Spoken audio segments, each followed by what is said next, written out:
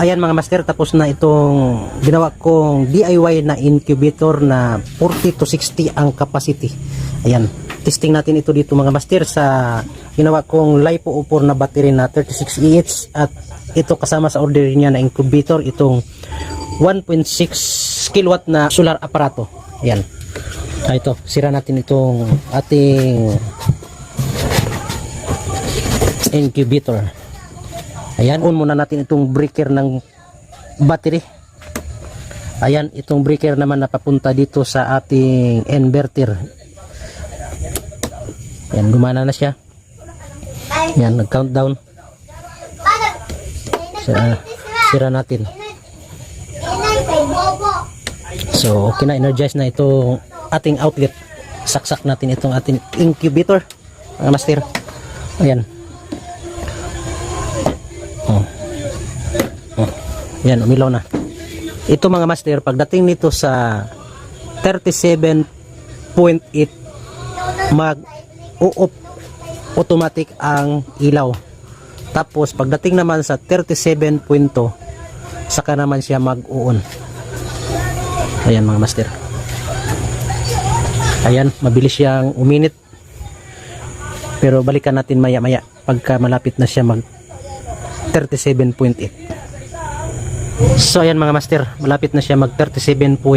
Ayan. So yan, automatic siya nag off ang ilaw sa loob kasi yan yung nagdadala sa init sa loob ng incubator. Yan. Tataas pa yan pero hanggang kung saan na lang siya mas mataas na init, dyan din siya titigil, tapos bababa na rin yan sa kapag ka umabot naman sa 37.2 saka na naman siya mag-on. Ayan, hanggang 39 lang siya mga master. O 39.1. Ayan. Ayan yung battery natin na 36Ah. So 12.5. Kayang-kaya siya sa ating battery mga master. So kapag mas malaki dito, kaya siya talaga magdamag. So kanina pa ito mga master, matagal na bumaba talaga ang temperature. Buksan natin para makita nyo na mag-on ang ilaw kapag umabot ito sa 37.2. Buksan natin konti.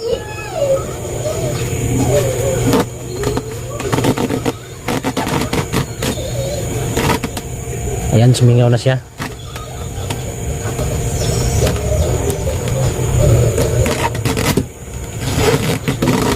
Ayan, bumaba na siya mga master. Sara natin. Ayan, bumaba na siya.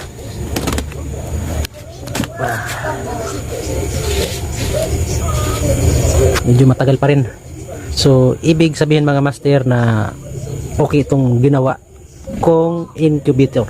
Yun. Tipid siya sa kuryente, tapos talagang mapipisa talaga ang itlog na ilalagay.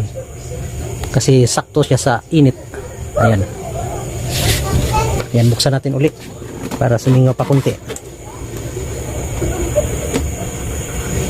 Para lang makita ninyo na talagang mag-i-energize ang ilaw na para siya ang nagsisilbing heater. Yan. Yan, 34 na, 34. Yan. Yan. Magre-resume na yan. Yan. Yan. Mag-init yan uli mga master, tsaka mamamatay uli na naman ang heater o yung bumbilya natin na dalawang 25 watts. Ayan. Sa gustong mag-order, PM lang po.